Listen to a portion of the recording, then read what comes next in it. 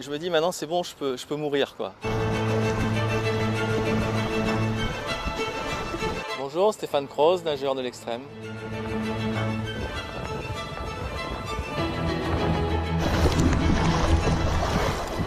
Un nageur de l'extrême, c'est quelqu'un qui essaye de repousser un peu les limites de la natation. Une traversée de Belle-Île, un tour de presqu'île, c'est physiquement, mentalement, c'est difficile. Donc ça, c'est extrême.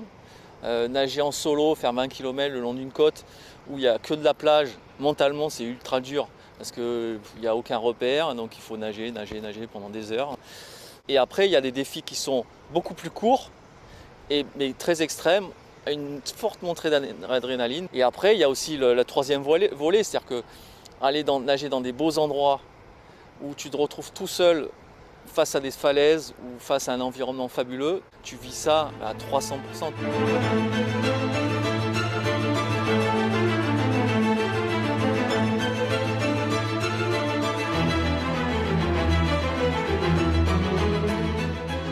Les gens ils disent ouais, soit c'est de la folie, soit il faut débrancher le cerveau pour le faire. En fait, je pense que c'est tout l'inverse. On est en pleine conscience, quoi. C'est l'inverse de la folie en fait, pour être le plus prudent possible et garder son plan ou éventuellement, s'il se passe quelque chose, hop, dévier de son plan pour se sortir d'une situation risquée.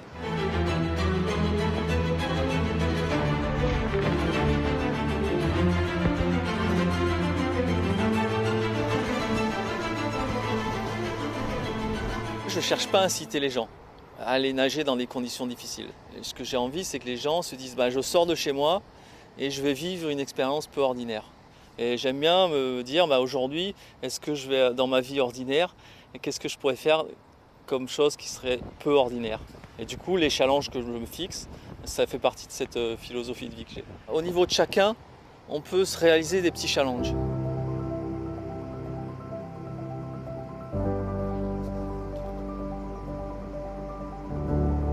La vie, elle est courte et donc j'essaye d'optimiser à bloc le présent. Le soir, il faut que je me dise, aujourd'hui, ma journée elle a été réussie. Et du coup, c'est vraiment se dire, j'ai vécu une expérience qui me fait dire, alors ça peut être un coucher de soleil, ça peut sortir de chez soi pour aller faire une petite marche.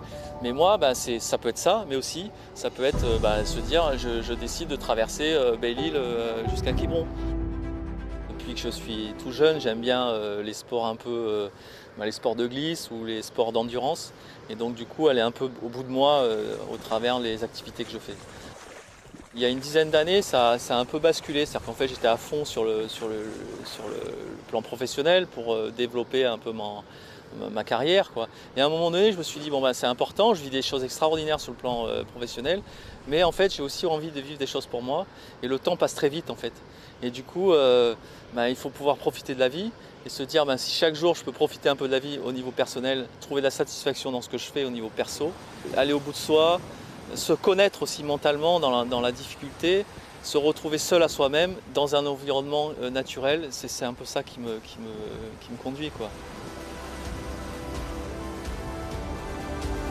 Juste après avoir gravi ou avoir une grosse décharge d'adrénaline, je dis je peux mourir, quoi.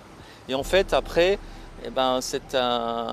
on a envie de revivre des expériences-là parce que ça procure tellement de bonheur, c'est tellement fort. Alors c'est un peu égoïste, on va dire. Mais et du coup, à chaque fois, j'ai toujours là, je me dis j'ai fini ça, qu'est-ce que je vais faire demain, quoi. J'ai une to-do list. Mais en fait, cette liste-là, le truc, c'est qu'elle grandit. Il y a des choses que je veux absolument faire. Et donc, je ferai. Parce que quand je veux faire quelque chose, j'essaye de le faire.